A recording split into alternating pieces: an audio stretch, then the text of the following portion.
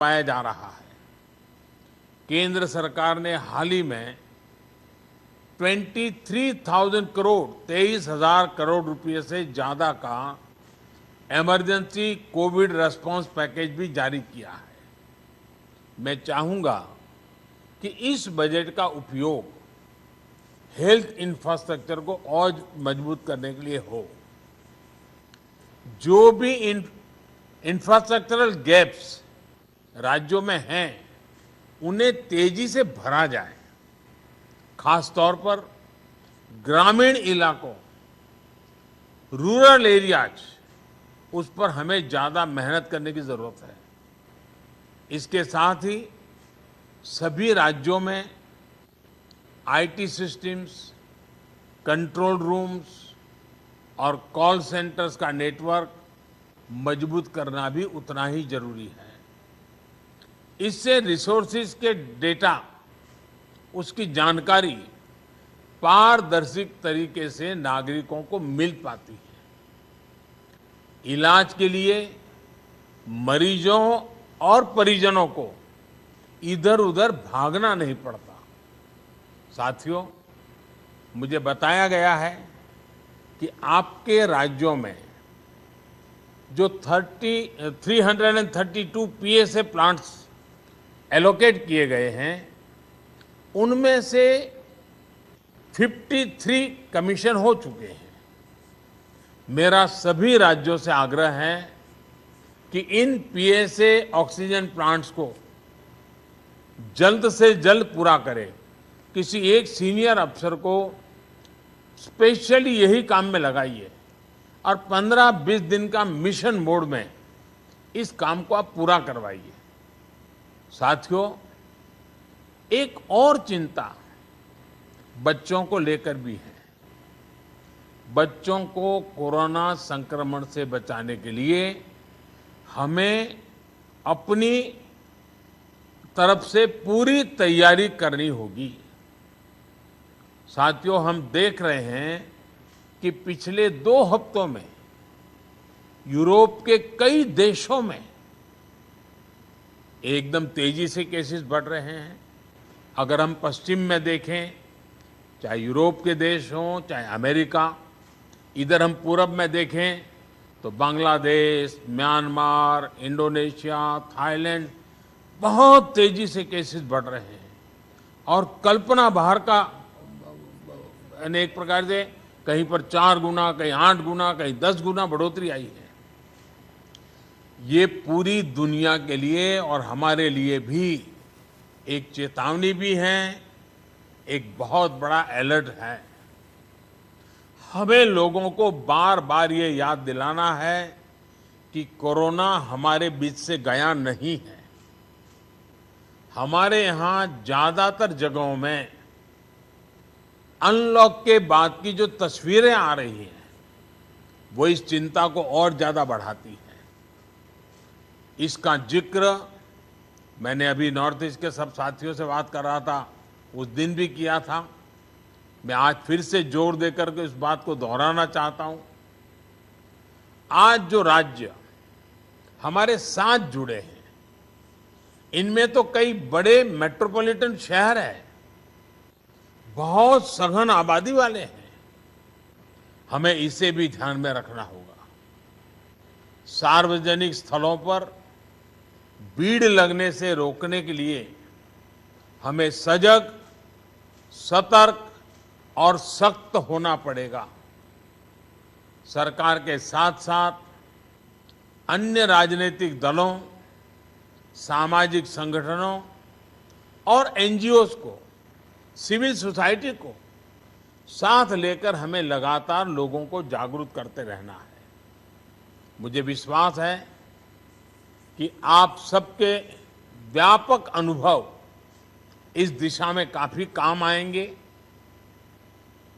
आप सबने इस महत्वपूर्ण बैठक के लिए समय निकाला, इसके लिए आपका बहुत बहुत धन्यवाद। और जैसा आप सभी आदरणीय मुख्यमंत्री जी ने उल्लेख किया, मैं हर पल अवेलेबल हूं। हमारा संपर्क बना रहता है। आगे भी मैं हमेशा अवेलेबल रहूंगा।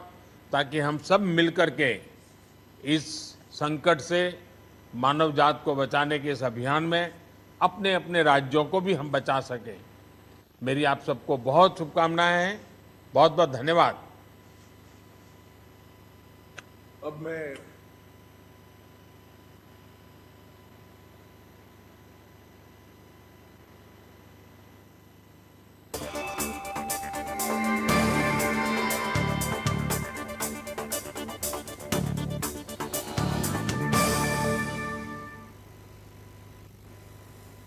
दर्शन का इंतजार कर रहे राम भक्तों के लिए एक अच्छी खबर सामने निकल कर आई है। वो ये है कि तो प्रधानमंत्रियों ने 6 राम राज्यों मंदिर के मुख्यमंत्रियों से आम कोविड के ताजा श्रद्धालुओं के हाल लिए खोल दिया जाएगा। इतना ही नहीं, 2025 तक राम मंदिर का पूरा परिसर तैयार कर लिया जाएगा। जानकारी के अनुसार गुरुवार को श्री राम जन्मभूमि तीर्थ क्षेत्र ट्रस्ट की बैठक में फैसला लिया गया है कि मंदिर को 2023 तक श्रद्धालुओं के लिए खोल दिया जाएगा और इसके बाद श्रद्धालुओं और आम जनता यहां आकर दर्शन भी कर सकेगी और पूजा अर्चना भी कर सकेगी। यही नहीं, 2025 खत्म होते ही आपको बताते चले कि 70 एकड़ के मंदिर परिसर को भी विकसित कर लिया जाएगा।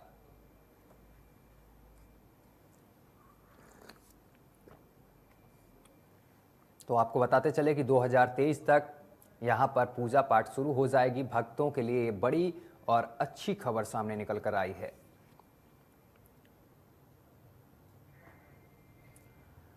और विधानसभा चुनाव की दहलीज पर खड़े पंजाब के लिए अगले 24 घंटे बेहद अहम हैं और इसी बीच प्रदेश कांग्रेस में चल रही कलह अपने चरम पर पहुंच चुकी है। साल 2017 में अपने बलबूते पर कांग्रेस को सत्ता में लाने वाले कैप्टन अमरिंदर सिंह की नाराजगी की खबरें सामने निकल कर आ रही हैं। बताया जा रहा है कि इनकी वजह से सुबह से मीडिया में नवजोत सिंह सिद्धू को प्रदेश कांग्रेस का अध्यक्ष बनाने वाली खबरें भी चल रही हैं। जानकारी के मुताबिक सिद्धू को आपको बताते चले कि यहां पर तवज्जो दिए जाने का से ये कैप्टन नाराज हैं और एक आपातकाल बैठक भी बुलाई गई है। आशंका जताई जा रही है कि बैठक में कोई बड़ा फैसला हो सकता है। आपको बताते चले कि कैप्टन अमरिंदर सिंह और नवजोत सिंह सिद्धू के बीच आपसी कलह यहां पर चल रहा है पार्टी के बीच, जिसके बाद ये अहम बैठक बुलाई गई है।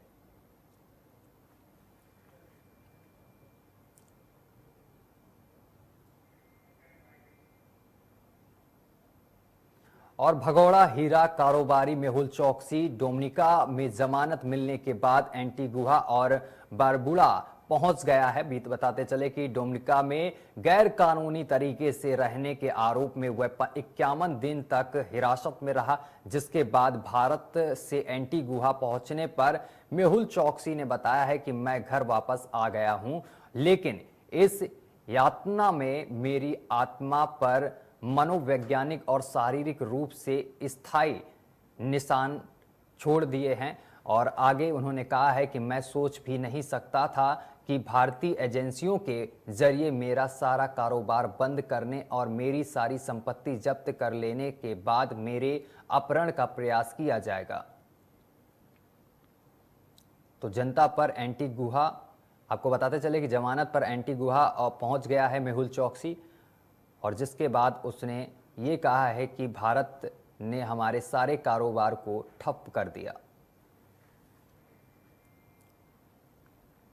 और भारत में कोरोना के आपको बताते चले कि 38,949 नए मामले सामने आए हैं और देश में कुल पॉजिटिव मामलों की संख्या 3,10,26,829 हो गई है। और इसके साथ ही 542 नई मौतें यहां पर सामने निकल कर आई हैं, जिनसे आपको बताते चले कि 24 घंटे में ये मौतें हुई हैं। वहीं 4,12,531 यहां पर टोटल ये मौतें हो चुकी हैं और इसी दौरान 40,026 नए डिस्चार्ज लोग, मतलब ये 40,000 लोग 24 घंटे में ठीक होकर अपने घर वापस गए हैं। ये एक अच्छी बात है। वहीं आपको ये भी बताते चले कि 3,01,83,886 ये संख्या हो गई है और जो ठीक होने वालों की संख्या है। और देश में अभी भी सक्रिय मामलों की कुल संख्या 4,12,531 बनी हुई है। स्वास्थ्य मंत्रालय ने बताया है कि देश में रिकवरी रेट बढ़कर 97.28% हो गया है और दैनिक पॉजिटिविटी रेट की बात करें तो 1.99% है। वहीं दैनिक पॉजिटिविटी रेट लगातार 25 दिनों से 3% कम है। 24 घंटे में आपको बताते चले कि 38,949 नए मामले सामने आए हैं कोरोना के और 542 लोगों की 24 घंटे के दौरान मौत भी हुई है। तो आपको बताते चले कि लगातार मामले अब कम हो रहे हैं, मौतों का आंकड़ा भी कम होता जा रहा है। कोरोना के आपको बताते चले कि 38,000 से अधिक नए मामले सामने निकल कर आए हैं 24 घंटे में, वहीं 542 लोगों की 24 घंटे में मौत भी हुई है। तो लगातार कोरोना के मामले में कमी देखी जा रही है। और वहीं आपको ये भी बताते चले कि कई जगह जहां पर कोरोना के मामले बढ़ रहे हैं वहां पर फिर से लॉकडाउन लगाया गया है। मणिपुर में 10 दिनों के लिए लॉकडाउन बढ़ा दिया गया है। और भारत में कोरोना वायरस की तीसरी लहर का अंदेशा लगातार बना हुआ है। अगस्त के अंत तक देश में कोरोना की तीसरी लहर दस्तक दे सकती है। हालांकि आपको बताते चले कि इसका आसार दूसरी लहर के मुकाबले कुछ कम होगा। वहीं आईसीएमआर के अनुसार आपको बताते चले कि आईसीएमआर के अनुसार तीसरी लहर देशव्यापी होगी। हालांकि इसका यह मतलब नहीं है कि यह दूसरी लहर की तरह आपको बताते थे तीसरी लहर की तरह भयावह और तेजी से फैलने वाली होगी। ये इसका अंदेशा नहीं लगाया जा रहा है, लेकिन आईसीएमआर की तरफ से चेतावनी दी गई है कि अगस्त तक ये तीसरी लहर देश में आ सकती है, दस्तक दे सकती है। लापरवाही ना करें लोग और मास्क और सोशल डिस्टेंसिंग का बेहद ख्याल रखें। आपको ये भी बताते चले कि कोरोना के मामले जिस तरीके से कम हो रहे हैं, वहीं कई जगह से लापरवाही की भी तस्वीरें सामने निकल कर आ रही हैं। अगर दिल्ली के लक्ष्मी नगर की बात करें तो यहाँ पर कुछ मार्केट ऐसे थे जहाँ पर सोशल डिस्टेंसिंग की धज्जियाँ उड़ाई जा रही थी, जिसके बाद जिला प्रशासन ने कई बाजारों को बंद कर दिया।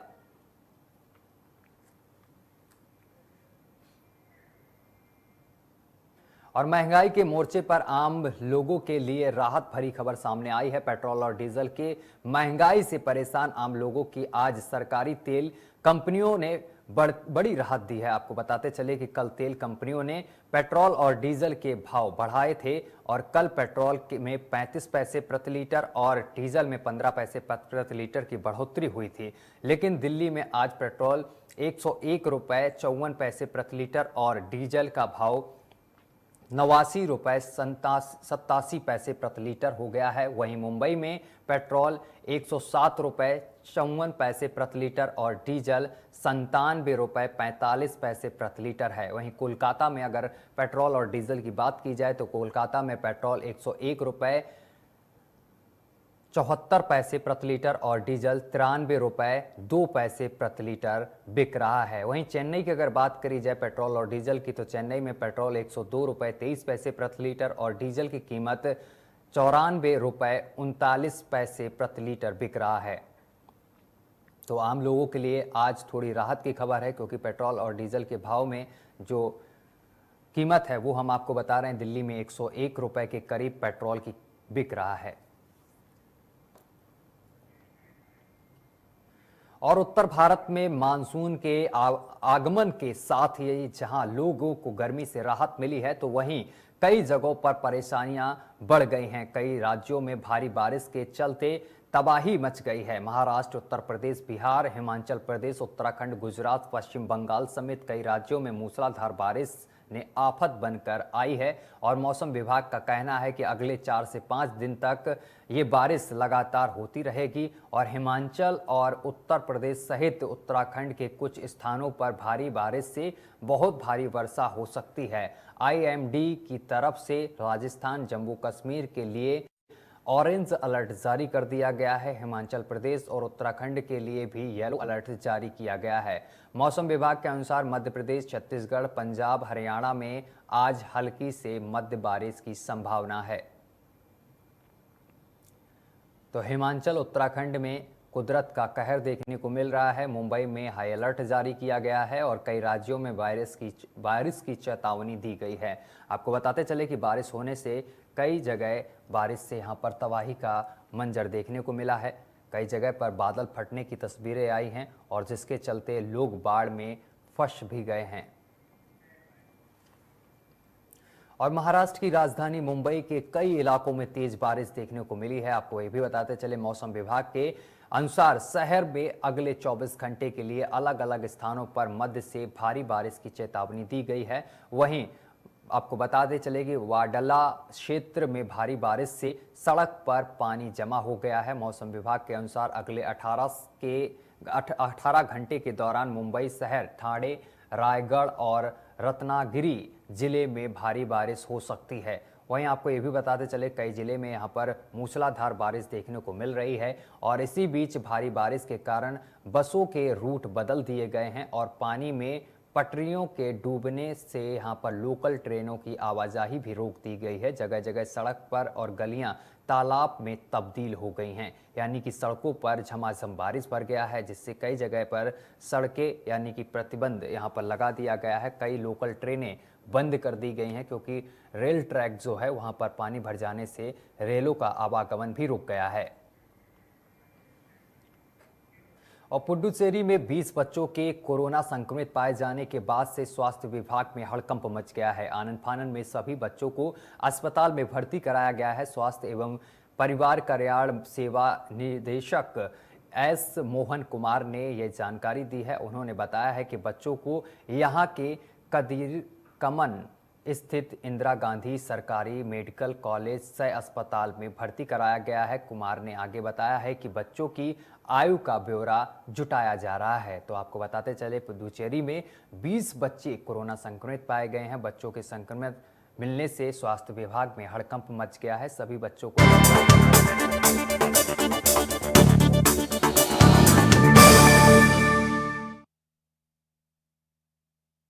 गरीब लोगों तक यह राशन सही ढंग से पहुंच रहा है कि नहीं पहुंच रहा है, इसकी हमको चिंता करनी पड़ेगी। यह हम करेंगे तो अच्छा रहेगा।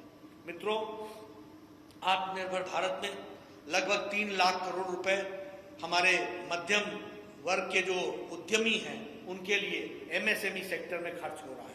लगभग 1 लाख करोड़ खर्च हो चुका है और 1,10,000 करोड़ खर्च हो चुका है।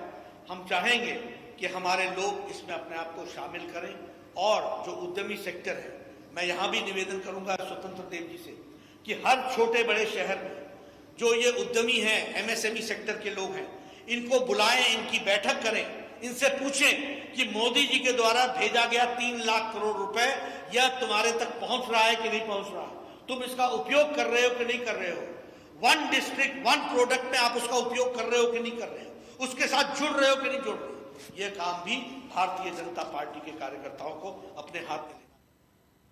तो सरकार की विभिन्न योजनाओं का जिक्र करते हुए साथ ही विपक्ष द्वारा जो वैक्सीन को लेकर भ्रम फैलाया जा रहा है उस पर भी कड़ा जवाब देते हुए कि किस तरह से वैक्सीन जो लोगों के लिए जीवनदान बनकर आई है उसके जो ब्यौरा है वो निकाला जा रहा है।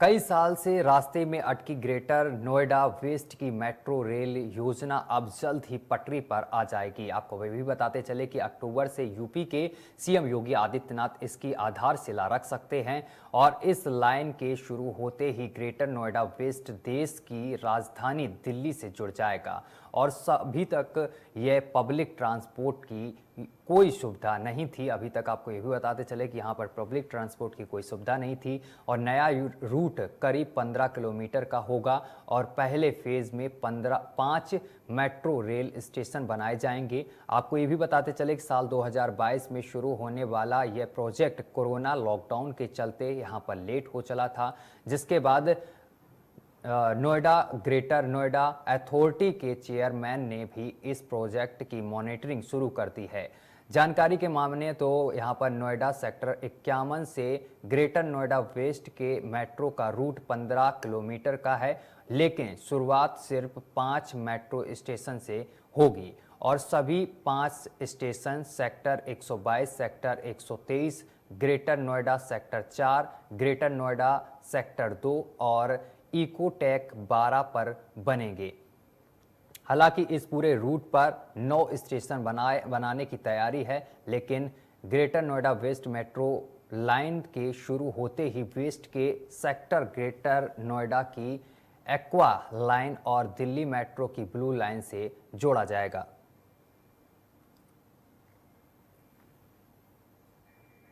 तो राजधानी से इन लाइनों को जोड़ा जाएगा। अक्टूबर में योगी रख सकते हैं आधारशिला और 15 किलोमीटर का ये पूरा रूट बताया जा रहा है और जिसमें 5 स्टेशन बनाए जाएंगे।